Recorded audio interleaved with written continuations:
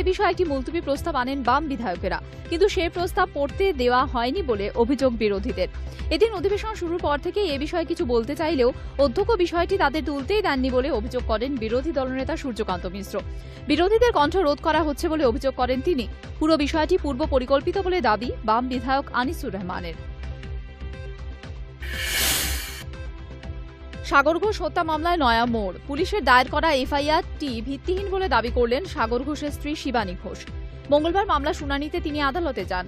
প্রথম এফআইআরে যাদের নাম ছিল তাদের কাউকেই তিনি চেনেন না। অভিযুক্তদের নাম জানাতে গেলে পুলিশ প্রথমে সেই অভিযোগ নিতে রাজি হয়নি বলেও জানান তিনি।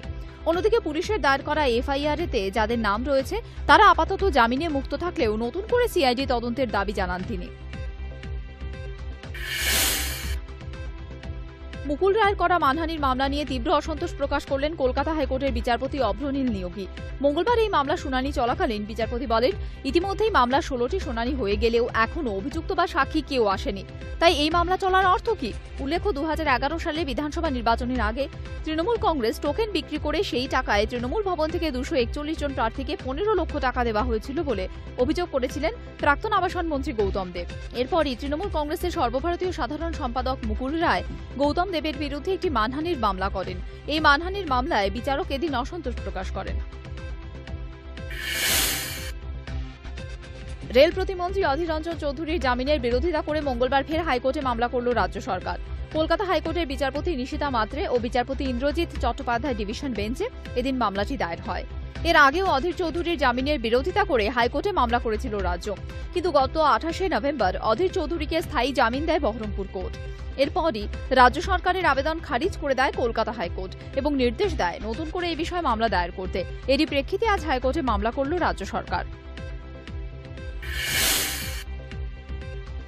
রাজ্য সরকারের নির্দেশে নতুন করে কলেজগুলিতে নির্বাচন শুরু হতেই কলকাতা পুলিশ মোট 33টি কলেজের তালিকা তৈরি করেছে।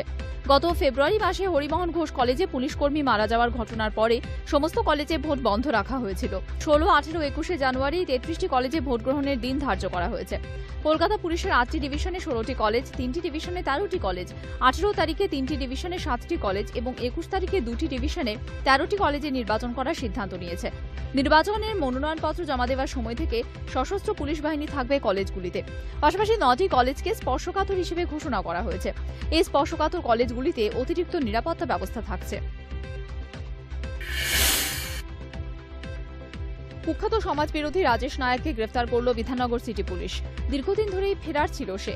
দমদমের বেশ কয়েকটি খুনের ঘটনায় বহুদিন ধরেই তাঁর সন্ধান চালাচ্ছিল পুলিশ। তার সাকরেতরা গ্রেফতার হলেও রাজেশ নায়ক ছিল অধরা। গোপন সূত্রে খবর পেয়ে রবিবারই তাকে গ্রেফতার করে বিধাননগর সিটি পুলিশ। সোমবার রাজেশ নায়ককে বিধাননগর আদালতে তোলা হয়েছে।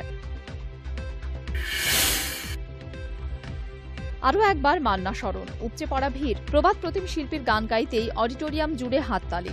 আর এটাই জানান দিল শিল্পীরা অমর। মৃত্যুর পরেও আমাদের মধ্যে গানে গানে রয়ে গিয়েছেন মান্না দে, থাকবেন চিরটাকাল। অনুষ্ঠানে উপস্থিত ছিলেন সৌমিত্র চট্টোপাধ্যায়ও। তিনিও নিজের অভিজ্ঞতার ঝাঁপি থেকে স্মরণ করলেন মান্না দেকে। শিল্পীকে স্মরণ করে হওয়া এই অনুষ্ঠানে অডিটোরিয়ামে উপচে পড়ছিল ভিড়। তাঁর গাওয়া গানগুলিকে আরও একবার গেয়ে শিল্পীরা সেই পুরনো দিনের স্মৃতিকে আরও একবার তুলে ধরলেন। ঘূর্ণিঝড়ের প্রভাবে ইতিমধ্যেই কলকাতায় ঠান্ডার প্রভাব একটু হলেও বেড়েছে। ইতিমধ্যে রাজ্যের তাপমাত্রা কমেছে। আজ কলকাতার সর্বোচ্চ তাপমাত্রা থাকবে 28 ডিগ্রি সেলসিয়াস, সর্বনিম্ন তাপমাত্রা থাকবে 17 ডিগ্রি সেলসিয়াস। আকাশ আংশিক মেঘলা থাকবে, তবে বৃষ্টির কোনো সম্ভাবনা নেই বলে জানিয়েছে আলিপুর আবহাওয়া দপ্তর।